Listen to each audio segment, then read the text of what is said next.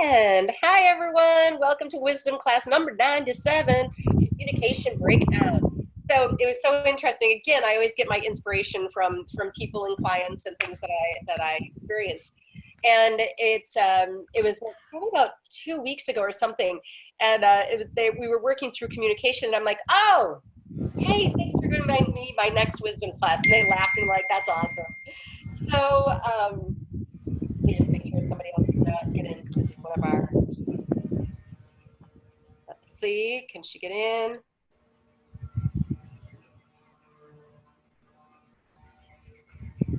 Okay. All right, so that was a couple of our members, and they just said we're going to miss today. Okay, so they said, I was saying thank you for the topic. And what is interesting is that I'm going to share an experience that I'm having because you guys know me. I always share my experiences. So whether they're good, bad, beautiful, or ugly doesn't matter. So I had an experience when I got off the plane.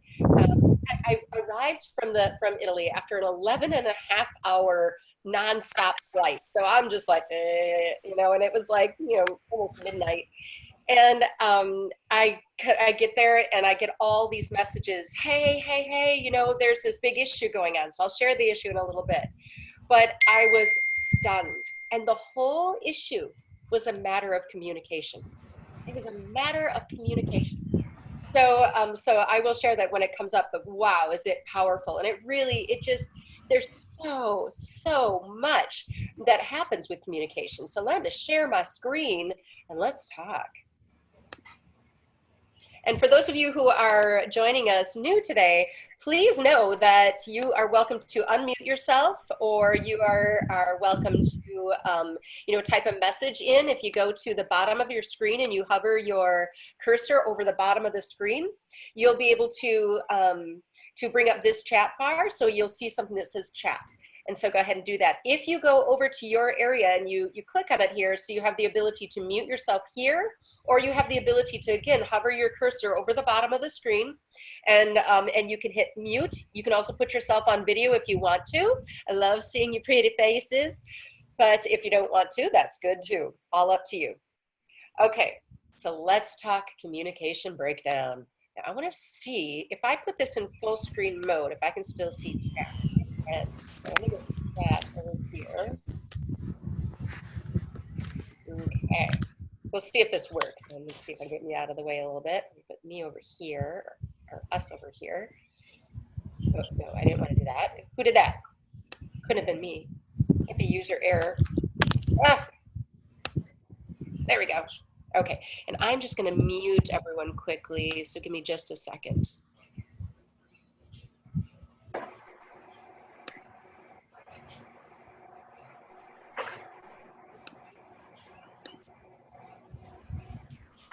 Okay, just taking a minute here. Give me a sec.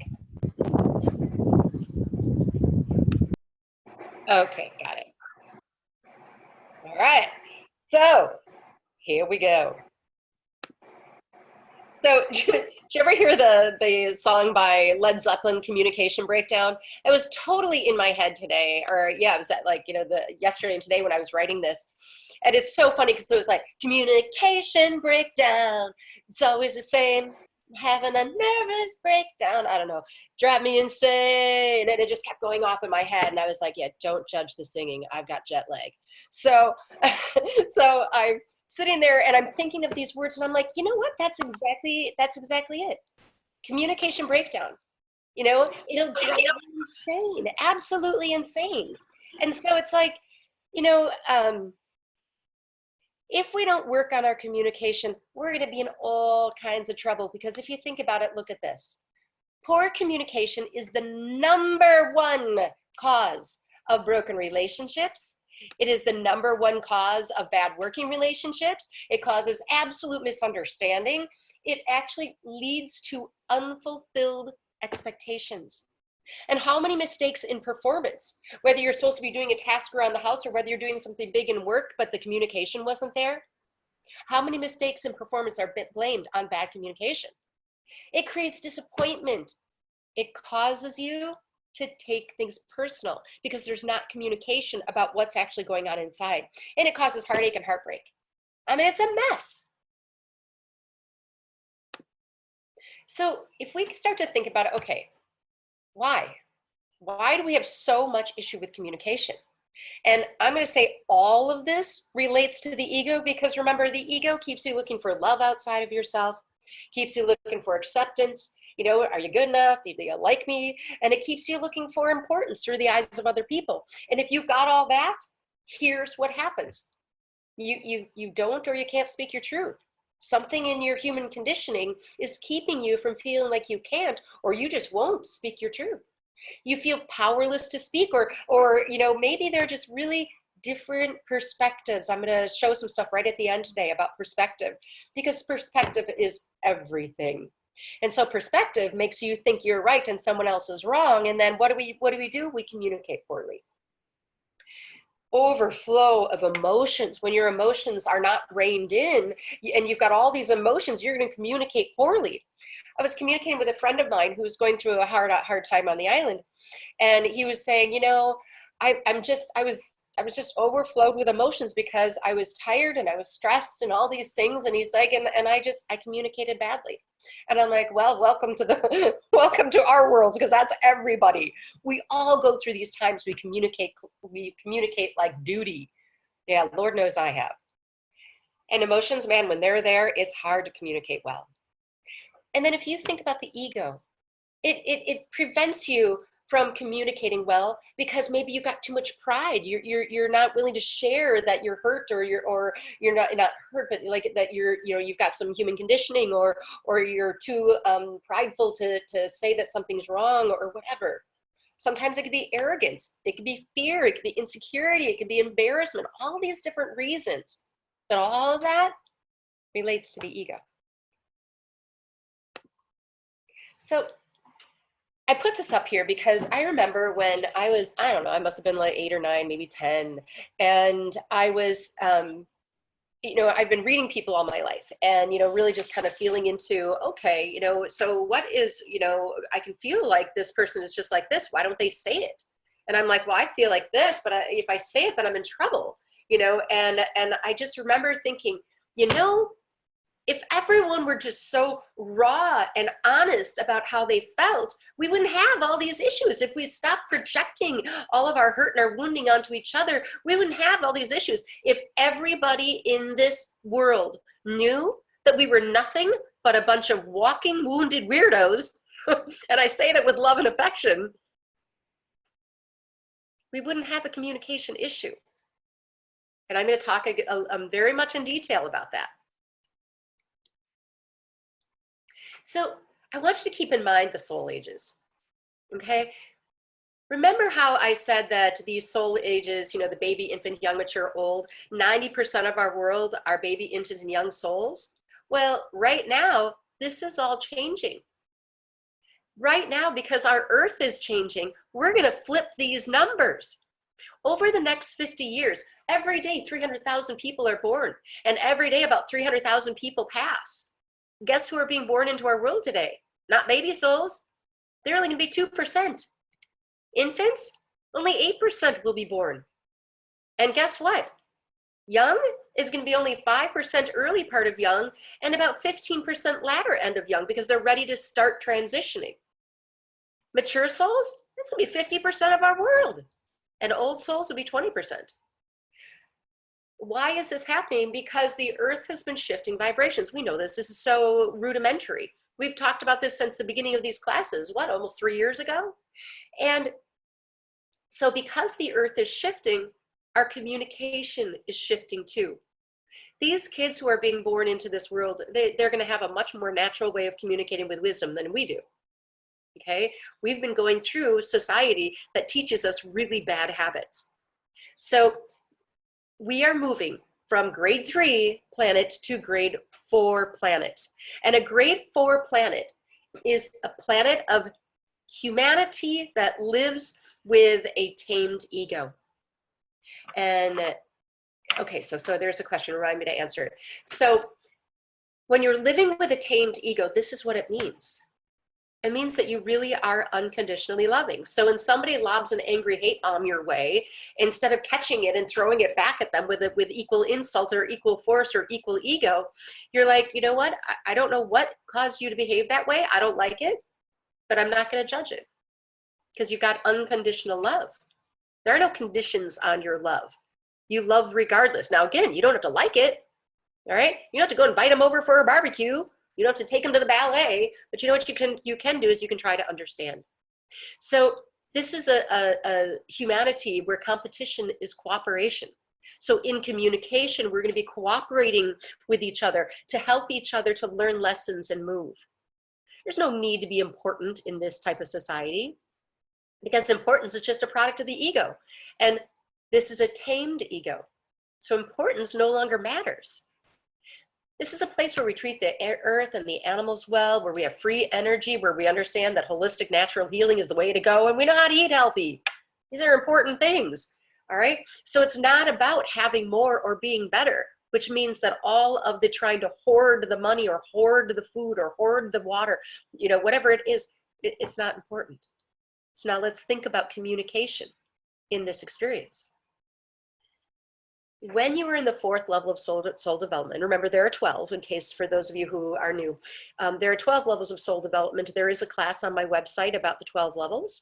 And, you know, Earth has been grade 3 for a very long time, which is living with the ego, getting conditioned by human ego, learning to not love yourself so that you can eventually fight through and learn about unconditional love. So when we're communicating in a 4th level of soul development, that means we're living with that tamed ego, right? And so that means we speak our truth. It means we speak a truth with humility. You're not afraid to share your weaknesses or hard experiences. People have said to me so much, I've been just, you know, shocked how you were able to share all of these things that happened to you. Aren't you embarrassed? I'm like, I'd have to feel like I needed to be important to be embarrassed. I don't care. You know what? When I share my things that happen that are not so pleasant and share even ways that I maybe didn't react well, guess what? That gives everyone else permission to not try to be embarrassed or ashamed of the way that they might have behaved or things that have happened to them. In this level of development, we speak with compassion, which means, again, we're trying to understand. I truly have worked with pedophiles, attempted murderers. People have done some really crappy things, and I don't dislike them. I've got compassion for them. Again, they're not going to be in my inner circle. Okay, that's not happening. But I have compassion. You have a desire to see other people's perspectives. It's about understanding. It's about seeking to understand and not judge.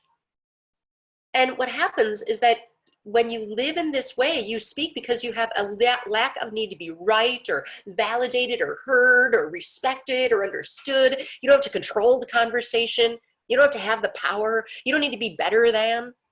When that happens, communication changes. So remember these 3 treasures. These are actually the 3 treasures of Taoism, but I decided that I was going to call them the 3 treasures of wisdom because I don't want to prescribe to any one religion. So the 3 treasures of wisdom are living with humility, compassion, and moderation, right? Humility and compassion, boy, do those speak to communication. Okay, how? How do we live with those treasures then? What do you actually do? Well, these are the biggest things you need to do. You got to understand your own communication style. So we're going to do that today. We're going to dig into how you communicate. You need to understand your human conditioned needs. What are your needs that you have? And understand all of these typical reactionary behaviors you have because of your own human conditioning. And it's interesting, Aristotle said, you know, knowing yourself is the beginning of all wisdom. And I couldn't agree more. It was my guides who brought through these 3 things to understand. You have to understand you. So you have to observe, observe, observe yourself. Really get to see how you operate. Analyze it. Don't judge it. Don't go, oh my God, I'm an epic failure. I'm a bad person. I totally need to be right all the time. No, you do this. Oh, I totally need to be right. Whoa, that's my ego showing up for sure. Okay, glad I observed that. Now that I observed it, I can start to change it. All right, no judgment. So how many of you have ever seen this? Oh, and it's, I wish, I'm gonna actually put this into a smaller mode. How do I do that here? Try this. Yes. Okay, because I wanted to show you the top of this and then I'll put it back into full screen mode. So this is a chart that talks about the ways that people communicate.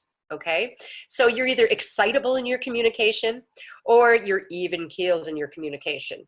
You're either task oriented as a personality or you are people oriented as a personality. And these quadrants talk about the different types of personalities. So are you an excitable task oriented person or are you an excitable people pleaser?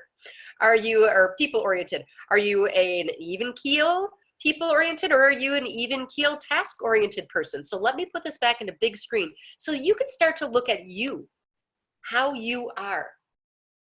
So for those of you on phone, I'll read these out for you. So when you're in that place where you're a dominant communicator, you can be decisive and efficient and intense. You're results oriented, you're competitive, you're risk tolerant. You know, you're not afraid to take that risk, right? If you're an influencer, which is the excitable people oriented, you are outgoing, you're enthusiastic, you're persuasive, you can be relationship oriented, you're lively, you're optimistic, right? Now let's go down into the quadrant over in the right, bottom right.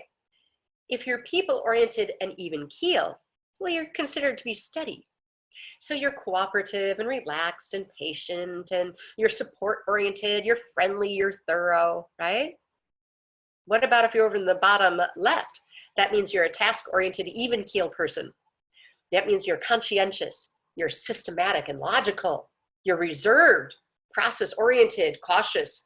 You're basically, you're risk adverse. You know, you're like, yeah, I don't think I'm going to take that risk. I need to calculate some more. So just think about where you fall most. I can tell you I used to be the dominant and I actually moved over in between influencer and study as I healed my younger me's. I don't think I've ever really been the conscientious person. So let's take a look at this now when it comes to what if you're not balanced? How would these types of being communicate?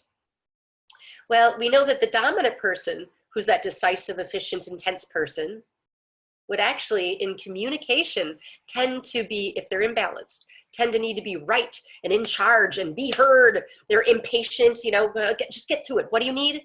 You know, they don't hear others well. They're dismissive and intolerant. They can be pushy. Not that they're not kind. It's just that their personality type tends to keep them right? Well, let's think about the influencer.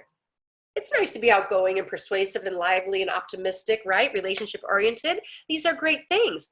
But if you're a poor communicator and you're an influencer, okay, because you haven't balanced yet, you're going to be like this. So everything's fine, everything's fine, everything's fine. And you can have a shit show going on inside of you emotionally. You're like, everything's fine, everything's fine. It's fine, everything's fine. Okay. Overly optimistic. You can also be manipulative, you know, because you work with people. So you're going to get them to, you're an excitable influencer. So you're going to influence them in a manipulative way. You're going to try to convince them that you are right. Try to convince them that your way is the right way. You're going to need to be understood. I need you to understand me because you're people oriented. You're going to need to talk through. Okay, I'm not sure what I meant by that. Apparently I have a typo. But you need to talk through things. So, you know, these are the people who call everybody to talk about their problems because they have to talk through them because that's how they handle things. So their communication can be very gossipy. Sometimes it's a very dramatic. Sometimes it's like, oh my God, this is going on. Okay, very often the influencer becomes a victim. Okay, and they tell everybody about it. Now, let's say that you're conscientious, all right? If you are normally a systematic, logical, reserved, you know, process-oriented person, if you're not balanced and you're communicating, you're going to end up being dismissive of others' emotions. You're going to try to just stick to the facts. You know, just tell me what, I don't want to hear about your emotions, okay? Just tell me what's going on. You'll try to avoid conflict. Okay, we're not getting emotional here. Let's not do this. This is like Spock, you know? There, can I do it? There, sort of. Okay, so Spock is like, you know, just tell me, don't do the emotional thing. Okay, they're going to try to solve your problem. Solve the problem. Let's just solve it. Okay, they get overly rational, and they won't share their fear share their fears. Okay, and they're going to be they won't share, and they have a fear of rocking the boat. Okay, because they don't want to upset the apple cart, because that would cause emotion, and we don't do that. Okay, now the steady person, this is all great, right? You're cooperative, you're relaxed, you're patient, support-oriented, friendly, thorough, but if you're unbalanced and you're in that category, you're going to tend to run away. You're going to avoid some conflict. You're not going to stick up for yourself. You're going to throw yourself under the bus, because it's, it's just better to make everybody else feel good. I'm not going to get into that. You end up feeling guilty about things. Oh man, did I make them feel bad? Huh. I don't know. I'm not going to say anything. I don't want to. You just, okay, it's my fault. I know it's my fault. And a lot of times they shut down. So tell me, where are you when you communicate if you're imbalanced? What do you think? Did you see yourself, or did you see others in there? It'll start to make sense when you realize that we become unbalanced when we are in that place where the ego has a hold of you. You've got human conditioning that's keeping you stuck in some of those ego emotions. And when your emotions are running amok, and you've got reactionary needs and reactionary behaviors because of your human conditioning, these are going to come out. Okay, so Marcia says, I saw myself as steady and not in balance. Ooh, wow. That's, thank you. And Kathleen asked, when can we see the talk you gave in Italy? I just asked them for it. So as soon as I have it, I'll put it up. So Carol, hey Carol, says, I'm between dominant and influencer when I'm not in balance. I think I'm right there with you. Totally right there with you when I'm not in balance. Yeah. What about anyone else? We got a lot of people on today. So go ahead and feel free to share. Stephanie says, totally steady, but I think I'm finding my balance. You totally are. I see everything about you in there. That's awesome. Not that you're imbalanced, I'm saying in the steady personality type. Yeah. Yeah, it really is amazing. Charlize, hey Charlize, says, I am mostly task-oriented and even keel. I can so see that cross there with you. Absolutely. And Sharmila, hey Sharmila says conscientious. And Rosemary, yay. She says, I'm steady. I'm a roller coaster in and out of balance. I totally see you as a steady personality, and again, when we're not in balance, we end up with these things. Kathleen says, this is from Charles. Hey Charles, I find myself in different quadrants at different times. Is that normal? Oh yeah, totally. But you are gonna end up finding out that like you kind of have a tendency toward one, and so I totally used to back in the day have a tendency toward the dominant, sometimes influencer. Okay, and Lindsay, hey Lindsay, you did make it. She said, I'm working towards steady with a bit of influencer. That's awesome. I can totally see that. And Wendy says, I think I'm steady. Wendy, I totally would see you as that, yes. And Brianne, hey Brianne says, I'm usually in between dominant and influencer. Oh yeah, I could totally see that. Even though we don't know each other super well, just sensing you, yeah, I can see it. That's very similar to me. And Chow says, hey Chow, I tend toward conscientious, AKA Dr. Spock. I can, yes. I totally think that. And Kathleen says, I think I'm steady. Kathleen, I do think you're steady, but I think you have a little bit of influencer in there too. And I know sometimes I see a little bit of influencer with steady, yeah. Sharmila says, hey Chow twins. I love that, and Chow gave her a high five. Yeah, oh my God, that's awesome. Okay, so we get it. So remember that now, start to watch yourself show up in your communication. What needs to be tweaked? Now we're going to do some activities with this too. So let's keep moving. One of the things you want to do is that you want to get to that place where oh, and Barbara has a comment. She's on the phone only. She says, I see mine changing lately. Less competitive and less intense. I love that.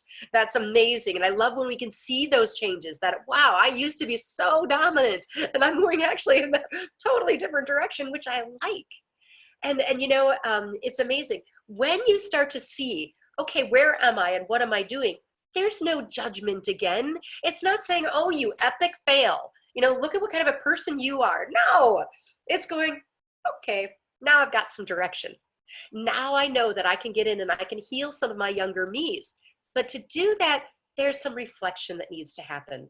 And uh, oh, that's wonderful. Whoever this person is, namaste to everyone. I love that, Kirsten. Is that you? She says, influencer into study. And she said, I love you. She says, I pulled out of study and working hard on compassion. I so see that about you. Absolutely see that. Yes, yes, yes.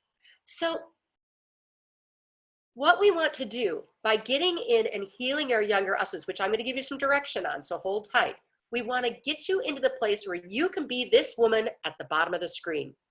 And now I'll share with you my experience. So this is where what happens is that you move into a place when you heal yourself enough where you end up feeling instead of emoting. Because remember, emotions are low-level reactions to the human condition. They can be overly sentimental. They can be overly elated. They have big ranges, and you know, it's like it's reactions and triggers. Okay, and even if it's just internal and you're doing nothing on the outside, shutting down is still an emoting. Okay, so feelings are different. They're just a state of being. They're not coming from a reactionary trigger. They're not coming from a, you know, from a reactionary need. They're not coming from your human conditioning. They're coming from this radiance of who you are. Because what happens is when you heal enough, you rein in the emotions, and all of a sudden you just get into this place where there's really nothing to take personal. I don't have to react to you. It means that the ego's really not in charge. So here's where I'll share this big experience I had when I got back. So you all know that I had an experience where I was beat up in Belmopan and kind of left in the middle of nowhere, and it was really traumatic and really upsetting. And I got back and I was like, okay, I need to go for a while. And I asked my landlord in Belize, I said, you know, because I was like, if I'm going to come back, I don't need this place until January. I can be other places. And I asked if I could get out of the lease. And my landlord said, no, this is your issue. He's like, you knew the guy. It's not like you didn't know the guy. He had no compassion for what happened to me at all. You know, and he's like, you're going to have to figure this out. And he's like, you are responsible for that rent. Figure it out. If you need to sublet, then go sublet. But you need to go figure this out. I'm like, ooh, dude, okay. So I got back here. My daughter's roommate never showed up from Wisconsin. She needed a roommate. So now I've got my rent here in Thousand Oaks, and I've got my rent in Belize. And I'm like, oh my God, you know, how am I going to make this happen? So I did find a subletter for November and December, but what am I going to do up until November? And she couldn't come until November 15th. So, you know, at this point, it's August. So I'm like, okay, let me just get it on Airbnb. He said I could sublet. That's great. We'll make it happen. So I've been doing Airbnb and, you know, kind of making some of the rent, never made the full thing at all. And what happened is that I got home from Italy. I had a guest who was coming in the day that I was arriving back, so I sent a message to him, and I had somebody on the island who was coordinating with me to get everybody keys, and everything was working, and he took part of the profit. And and so, excuse me, I told him, I said, hey, I'm in Italy, I'm traveling back today, so I won't be available, but you can make sure you contact this person should something be wrong. Here's what I get back to. Kelly, I am very upset with you. These keys don't work on the place. And you know, Will came over and he said that your locks were changed. And I was completely locked out of my apartment, locked out of my condo. And I text over and email over to, as I'm on a bus, I'm trying to get over from where we landed on the plane over into immigration. And I text and I said, what is going on? Why did you change the locks and not give me the keys? And he calls me up. I'm on the bus. And he said, you don't know? You don't know? And I'm like, whoa. I'm like, I can see you're clearly upset. You know, I don't know what's going on. You don't know what's going on. Really? And that's exactly how he sounded. And people on the bus are looking because you can hear it. You know, everyone around can hear this. And I'm like, can I give you a call after the bus? I am not hanging up this phone. You want to talk to me? You talk to me now. I'm like, I'm on a bus. And he didn't care. I said, look, I'll call you back in 5 minutes. You better, I am waiting. And I'm like, okay. So I'm like, whoa, holy shit. I don't even know what's going on at this time. So I get into immigration. They put me right in the line. Thank God I get right through, and I call. And he's proceeding to scream at me again. And I'm like, what is wrong? And it turns out he didn't want me Airbnb, but he never told me that. He told me to figure it out. He told me I could sublease. So I'm like, I tried to explain that he wouldn't let me talk. He wouldn't let me explain, wouldn't let me talk. Finally, he was screaming so much. I said, I'm going to hang up this phone because I can't do this with you. I'm not going to get into this conversation. So I hung up the phone. He calls back. I said, I will talk to you if you're not going to yell. We can have a rational conversation. Would you like to hear my reasoning? I don't give a damn about your reasoning, blah, blah, blah, blah, blah, right? Had no interest in communicating. So I want you to keep this in mind. Let's talk about these communications. He never asked me one question. He never gave me notice he was going to lock me out. He knew I had guests coming that day. He didn't care about the guest. What if it were a family of 4 with children? They come in at midnight. They have no place to go. Okay, so I want you to think about the personality type or what kind of human conditioning was taking over for this person. And so now let's look at communication a little bit more. No conversation, doesn't want to hear anyone else's perspective, has no interest, is in reactionary hot temper. That's pretty much it. It was reactionary hot temper. So I said, okay, clearly you don't want to hear what this is. So let's just talk about the facts. So now I moved into, in my communication style, down into the analyzer, okay? And I said, here are the facts. What you did is illegal. There's a process for eviction and you did not follow the process. There are about 3 different laws that you have violated. I know tenant law very well. And I said, we can discuss those. And he's like, no. And I said, are you going to give my money back? He didn't answer. I said, okay, I think this conversation is done for now. And he's like, fine. And I said, all right, fine. And I said, you know, I'm a really kind, nice person who really cares. And he's like, you are not, you're a liar. You've been lying to us from the start. You're an awful person. Whoa, okay, so let's look at communication style. Okay, aggressor, all right? And I have the choice now to get angry and to project back and engage in the communication.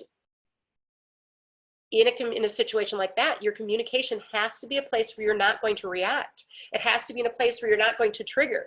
You have to get into a place where you don't emote so often. So what happens is that there's nothing to come back with. There's nothing to take personal. Nothing in that situation could I take personal. So just you know, it did end up where I said, are you going to give me my $3,000 back? And he said no. So I ended up consulting an attorney and sent a very, very long email to him about citing all of the statutes he violated, and there were actually many more, citing that we can actually go settle for harassment and you know, the upset or whatever you want to call it. And so he's settling out of court. But you know, I don't have a place, you know, there anymore. And he has all my belongings yet. I'm waiting for his final, you know, settlement, but you know, pretty much it's going to be done. But I'm telling this story because of the communication and because of this slide. People are going to be people. They're going to be people no matter where we are. People are full of human conditioning. And we have a choice in ourselves to say, I'm going to take this personal and I'm going to engage, or I'm not going to take this personal. It's not about me. It wasn't, and you could see this clearly. If it were about me, he'd want to hear why I was Airbnb. He'd want to listen. I had no interest. It had nothing to do with me. This is his human conditioning made him a hothead and made him reactionary, right? So Charlize says, what's so crazy was you had originally asked to be released from your lease. He ended your lease early anyway. Sorry, just had to comment. Oh, I know. This is what I was saying. This person, he's just reactionary. There's just, you know, it's reactionary anger. And as he was answering in communication, it was always like, let's talk about what you put in this email. And I'm going to tell you about all the things that you did wrong. You know, okay. You know, I never responded with it. I didn't have to respond to it because number one, I don't have to be right, but here are the facts. You know, I don't have to share my emotion. I don't have to be heard by you, but here are the facts. here's the reality. And you can just see some people that we interact with are never going to want to hear how you feel. They're not going to care because that's not where they're at. And you have to have compassion and unconditional love to look at that person and say, wow, that's got to be really hard. I can't imagine living my life like that. I mean, he's got to have high blood pressure and just stress all the time. His wife was in the background screaming and screaming and screaming too. And I'm like, oh, they don't even know me, and they didn't care,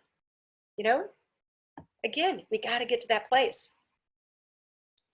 So I want you to grab a pen and paper, and you're welcome to comment at all, or ask questions.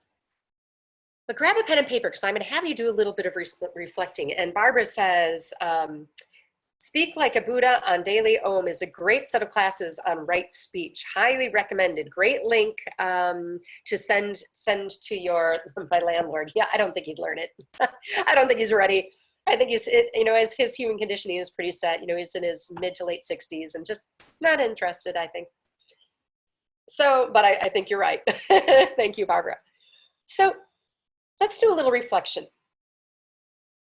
When it comes to really starting to say, what do I need to change about my own communication? Because if you look at somebody else's and you try to judge it, you're going to be stuck. You're no victim, right? I'm no victim to him. He just is what he is. And frankly, I wanted out of the lease anyway. Guess what I did? I got out of the lease, then I'm getting all my money back. So, you have to, if you want to get to that place of saying, I need good communication, just start asking yourself all of the whys. That's what you need to do. So here, let's take you through this. I want you to ask yourself, why do I communicate the way I do? Why?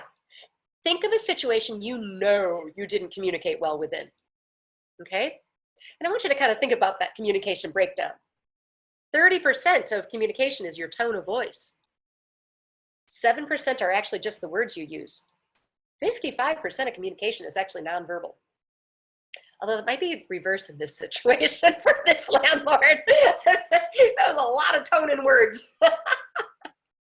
Anyway, go ahead and reflect on that. I want you to just think of a situation. Okay? I'll give you a minute.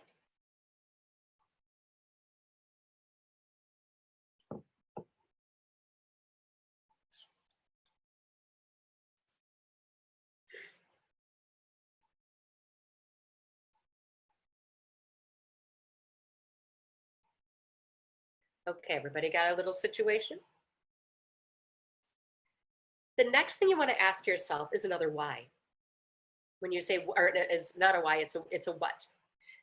What were you feeling inside of you when you communicated the way that you did? Just journal about that. What was going on inside of you? Yeah, I love that. Barbara says, instead of speaking it at all in those tense situations, she said, I completely lose my words. I can't speak at all. She said she feels frozen inside. Ooh. Yeah, that's a great example. Thank you, Barbara. And it really is, what are you feeling? She said, in my head, I have perfect words, but I can't articulate them. So what are you feeling inside? Now Barbara, I want you to go behind the frozenness. And because that's actually a reaction, I want you to go into the emotion. When you think about before you froze and whatever this thing is you were supposed to be communicating with, what emotions were in there? How were you feeling inside when you communicated that way, or what emotions were behind it?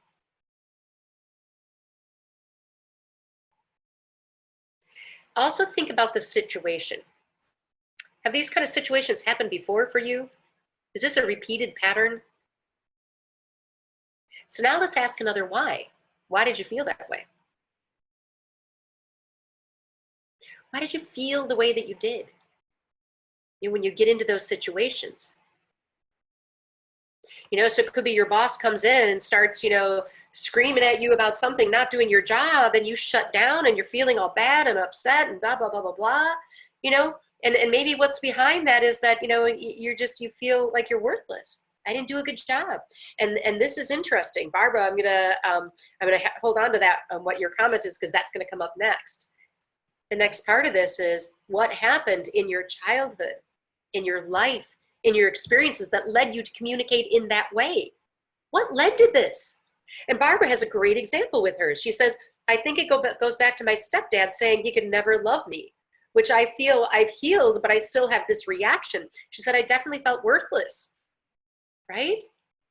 And so you want to think about what in your childhood led you to that reaction. When you can get into that big why and that big what, why do I communicate this way and what happened? What built this way of behaving in me? If you had an ex partner who was always abusive, or always told you were wrong, always tried to control, and then you go back to your dad and you realize, oh my God, that's my dad. And I just got in a relationship with my dad, and now I have this thing, I can't even speak up, I can't speak. If you've got these things, it's about saying, oh my God, I get it. Carol says, Kelly, the gardener started up the mower. I lost all your questions. Can you repeat them, please? Sure. Yes. First question is to ask yourself the whys. Think of a situation you didn't communicate well within. First question, what were you feeling? That's about identifying what emotions are inside of you when you communicated the way you did. You may have a physiological response, like Barbara had freeze. What's behind the freeze? What's in there? Is it terror? Is it fear? Is it worthless? And she said worthlessness. And the next one is, why did you feel that way?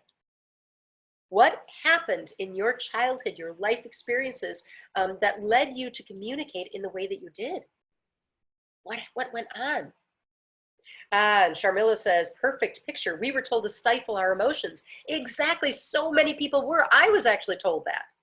And Namaste says, I was holding information for 17 years, right? There was something she never told people, and she just held on to it inside of her. And so there was a clamping inside of Namaste. And she said I can call her Kirsten. Okay, Kirsten says she was holding this information that she never told anyone. And so what happens to you? How can you communicate? Namaste back, honey. Right? So it's really important to ask these questions. And Barbara says, once you heal your younger youth, you also have to fix the habit you created in self-defense as a child. That is a big question. So yes. So here's the thing. In my book, chapter 6 is about distillation.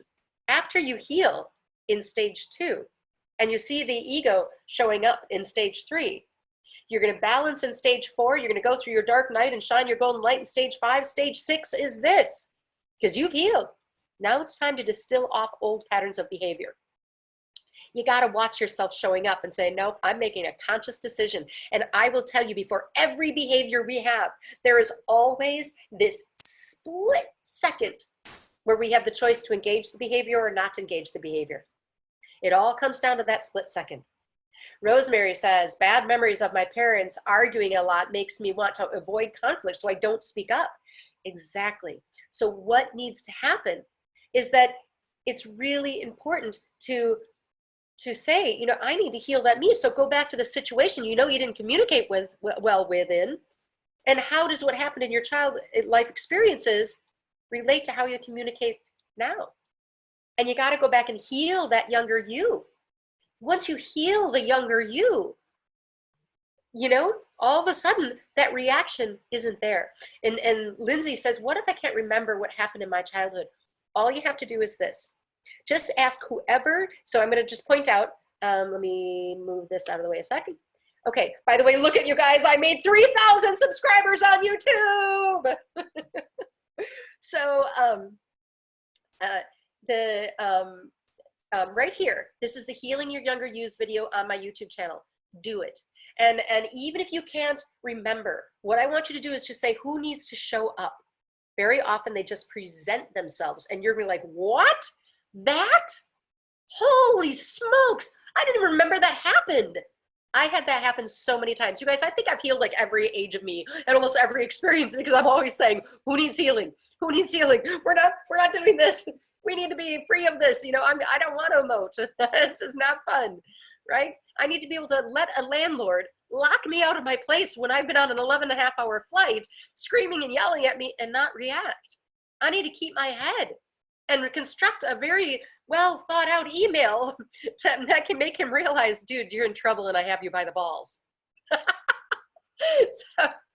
So yeah, we got to get to that point, but you can't get to that point if all these triggers are inside of you. So before we go on, just as kind of a recap, the more you heal your younger yous, here's what happens. Inside of you, all of your memories, and this is what I trained on in the quantum physics conference this last weekend, as it was about helping people to understand that inside of your biophotons, you carry charges around memories that are going to keep you reacting. Okay, you got to release the charges, and that's what happens in this video. Is I encourage you to let the emotion out of whoever is whatever happened. But you got to find out what happened first if you can, and even if not, get into the meditation and say, present it to me, show me why. You know, when I went in the very first time to do this meditation, it was because my guides taught it to me. Actually, my mentor Renee Beasy taught it to me, and well, part of it, and she said, get into meditation and ask. And so I got into meditation. I asked, why? Why do I think I'm a worthless, bad person? Why? I'm not a bad, worthless person. And all these memories kept coming in, and I'm like, oh my God, bullying on the playground, and my divorce, and being forgotten about. What? I didn't think I cared about those things. Oh yeah, I cared. They all held a charge. And I grabbed those young knees and I hugged them and I loved them. I'm crying and snot's pouring out my nose. Let me know. An hour and a half. I did that. Hour and a half. This is only like an 18-minute one. but an hour and a half, I sat there and I just let my young knees show up. Who's going to show me? And I healed. It's a process. It's a journey. There's no rush, but you know what? It's going to make you a different person. You just need to engage. Again, all of you, I've given my workbook to the Inner Wisdom Circle. I've given my workbook to the Ambergris Key Women's Circle. I've given those workbooks.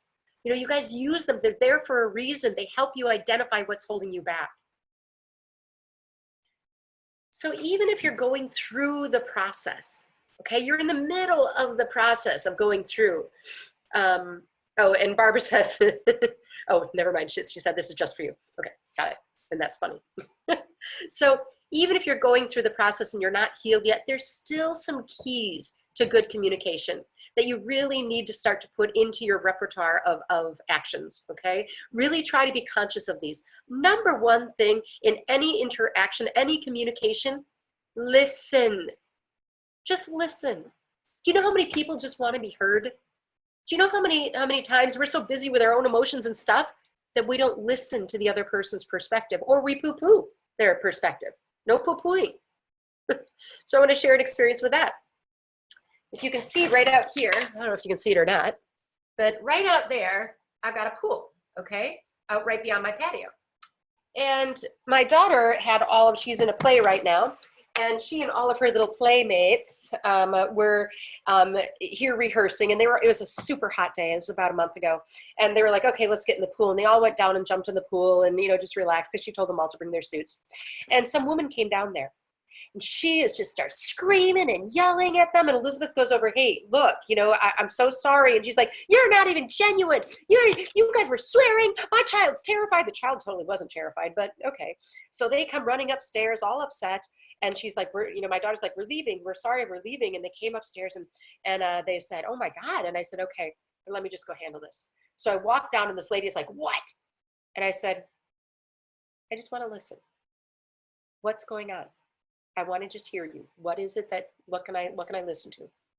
And she went on, oh my God, I just picked up my son from my ex-husband, and he just, and it was all this stuff about her ex-husband. It had nothing to do with my daughter. Nothing. She was feeling disrespected and not heard and all by her ex-husband, and her son wasn't scared, but I listened to her. What can I do? Can I listen? And she's like, yeah, I'm sorry. And I'm like, no, it's okay. Just know these are good kids. they don't want to have upset, right? But if I had come in there with my communication, if I came in with my communication and my communication was, how dare you disrespect my daughter, right? The aggressor. If I come in as the aggressor and I'm like, you have no right to talk to her that way, blah, blah, blah. She's going to come right back, blah, blah, blah, blah, blah, blah, blah, right? It's going to incite the whole situation.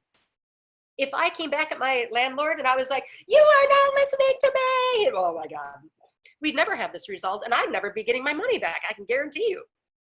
Listen, take that time and just hear. The next thing is to process through what you're hearing through observing your own needs, your own internal reactions. Okay, listen to what's going on inside of you. Instead of giving it permission to react, just listen. Oh my God, my heart is pounding. Oh my God, I want to run away. Oh my God, I feel terrible. I'm not doing okay. You listen. Or I want to punch them in the face right now. Don't do it. Listen. I want to yell at them. Don't do it. Speak from a place of vulnerable truth and listen. Know that you both have different perspectives, always. Okay? The vulnerable place of truth is this. Hey, look, I'm really like triggering right now. My whole body is shaking. I know it's not your problem, it's mine. Okay, but I can't talk to you because right now I'm shutting down. I won't even be able to talk to you well. So I'm just gonna go and take a time out, and maybe we can come back and talk about this in a few minutes, but I gotta go. Okay, or I really want to yell at you. I want to call you names. I want to tell you you are this and that, and I'm not going to do it. But I want to tell you that I'm triggering inside. And it's probably because I feel threatened. You're not threatening me, but I feel threatened. Okay, so I'm going to just excuse myself. Those are places of speaking from a vulnerable place of truth. Observe the ego, call it out publicly. Hey, my ego is showing up right now. I'm feeling like you don't think I'm intelligent, and that's not your issue. I feel that way. So you know what? Right now, I feel really stupid, and I want to criticize you so you feel stupid too. And I'm not going to do it. That's my ego showing up. I'm just telling you it's there. Okay? And seek to understand. And I have done these things. Seek to understand. But also know there are certain people you can't speak to. My landlord is not speakable to.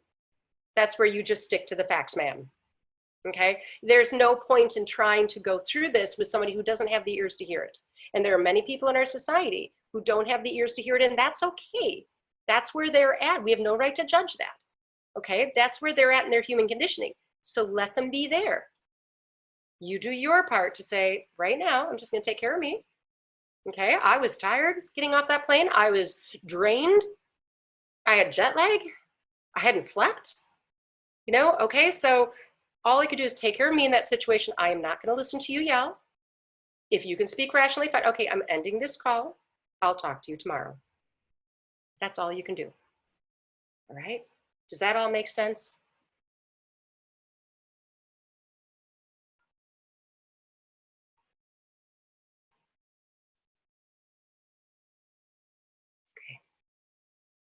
Here's the other keys to good communication. And Barbara says she understands it perfectly. So here's the other keys. When you are in communication with anyone, and Stephanie says, yes, you've always been a great teacher. Aw, thank you. So the other keys are always to use I statements. Don't ever say you. You did this, you made me feel this way, blah, blah, blah. You are mean and don't do that. The minute you put a you statement out there, all you're going to do is make communication hard because you're putting someone on the defense. Okay?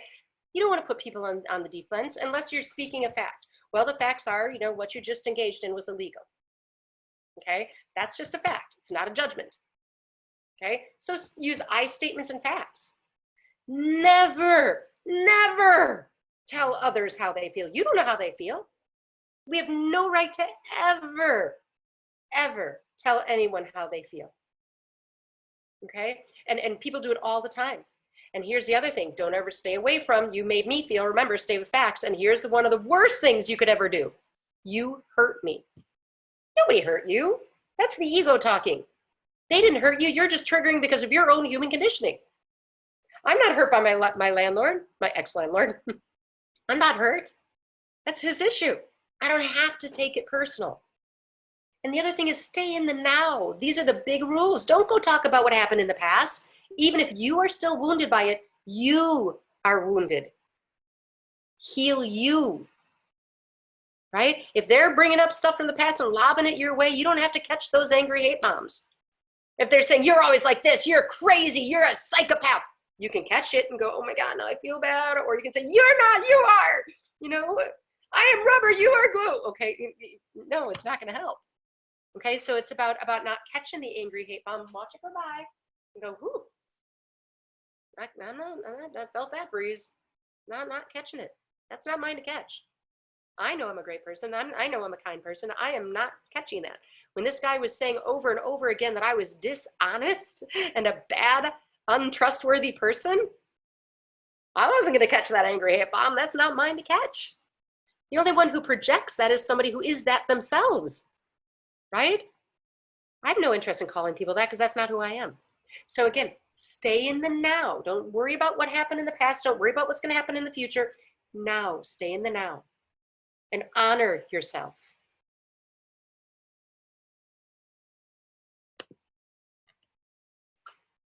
And you know, here's another thing to really think about. Perspective is everything. Everything. If you value others' journeys, you know that they're unique. Seek to understand their perspective. No perspective is wrong, it's just different. I mean, here it is. We got a guy on an island going boat, and a guy on a boat going land. Okay, yeah, there are two different perspectives. You know, it's not so great over here. Well, it's not so great over here either. You know, and that's the case. And you guys, how many of you have seen this? The dress. Dun, dun, dun, dun. Tell me what color you see. And maybe, I don't know if this is the original one, so we'll see. What colors are this dress? Gold and white. Anyone see a different color? Okay, Chow says, no, it's black and blue. Charlize says, no, it's black and blue. And a bunch of black and blues. I see gold and white. So most of you see blue and black. I totally see gold and white. I don't see any blue and I don't see any black. Okay, seriously. And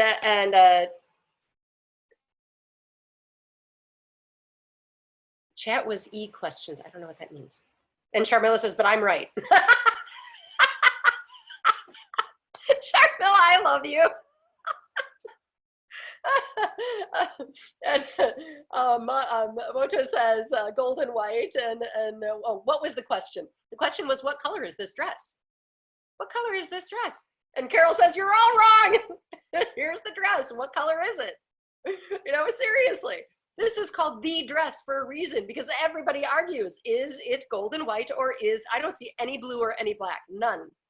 And I haven't since I've seen the picture, okay? And here's the thing. This is the way the dress looks to different people. Literally, this is how different it looks. And this right here, over here, this is what I see in that dress. I don't even see this, or not, certainly not that, okay? So, so I want you to think about this. Are we wrong?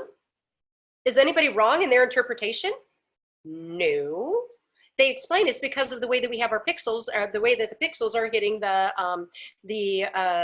photoreceptors in your eye. We all have very unique iris of our eyes, or iris and photoreceptors. They're unique. So we see these pigments coming at us in different colors. Now, it's the way that the dress is made that the pigments kind of, you know, refract, you know, in different ways, and depending on your pigment, or not pigment, depending on your photoreceptors, you'll see it differently. They also said it also depends sometimes on how the light is shining on it, but it's how you're picking it up. This perspective isn't wrong at all.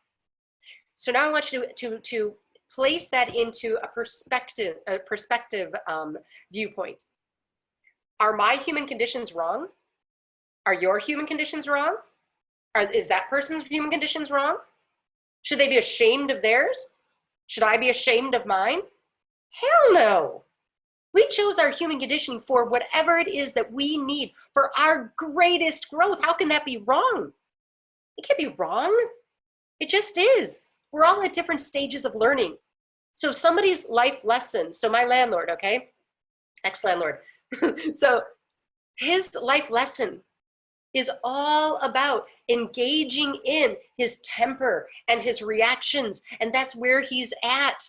He's a baby moving into infant soul. That's where he's at. There's no hierarchy of that. You know, the life stages go like this. They don't go like this.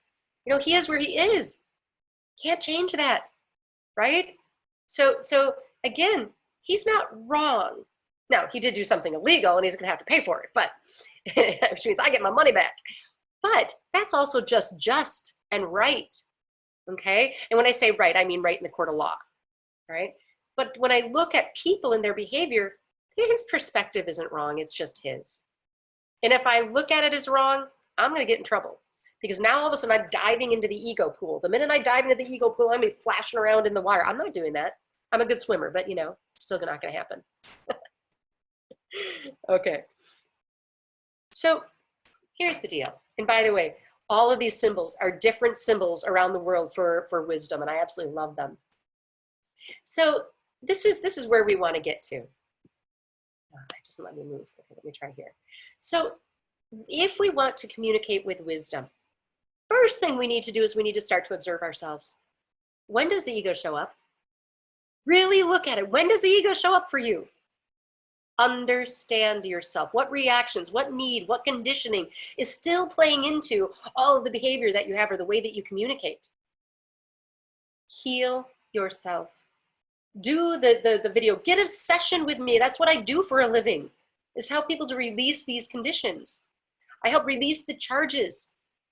Seek to understand. Whoever you're communicating with, just listen. I listened to him even though he was screaming until I was like, I can't take the screaming anymore. Don't project.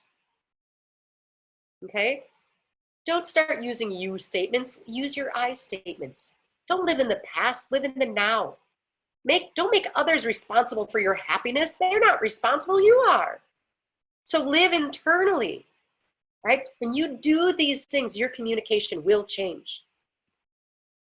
Oops. Owie. There we go. Oh, I lost everyone. And lastly, go forth and prosper, O wise one. and really just enjoy your growth. Enjoy this journey. Observe others on their journey instead of judging it, and you're going to communicate in a completely different way. So let me stop my share and let's chat, people. All right. Comments, questions, reactions. It's actually 10:03. I'm a little late. What do you think? Can you communicate with wisdom? Do you know what direction you need to take now? And for those of you who are new, by the way, or who are visiting, you're welcome to join our Inner Wisdom Circle. We have a great group of people who are in it, but certainly know I invited some people personally today. So I just want to welcome them. Looks like I have 2 new messages. Let's see. Oh, yes. So Carol said, you had said that 50% of the souls coming to Earth are old souls. Where will the younger souls be going if they're not coming to the Earth? Well, that's because if you look up and you look at the sky, how many planets are there? My guides have told me multiple times, they're like, oh yeah, we got all kinds of different grade 4 planets. Can't fit you all on one. You know, oh, there's a whole bunch of grade 3 planets. There's a whole bunch of, you know, grade 1 planets. You know, so they said, don't worry, we got other places for people. And Charlize says, excellent class, Kelly. Thank you. You are so welcome. Thank you. Thank you.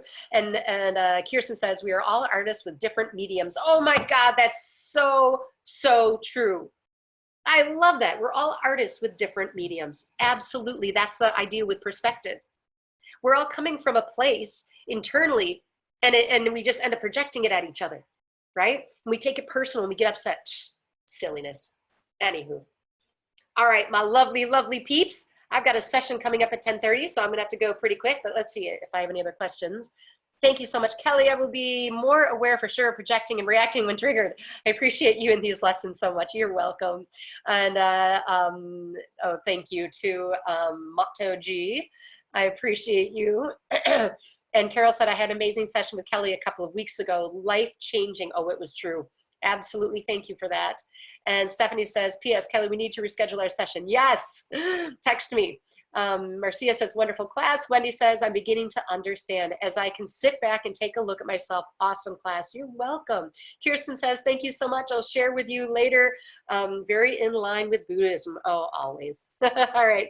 Bye, everyone. Catch you on the flip side. Love you back. Bye.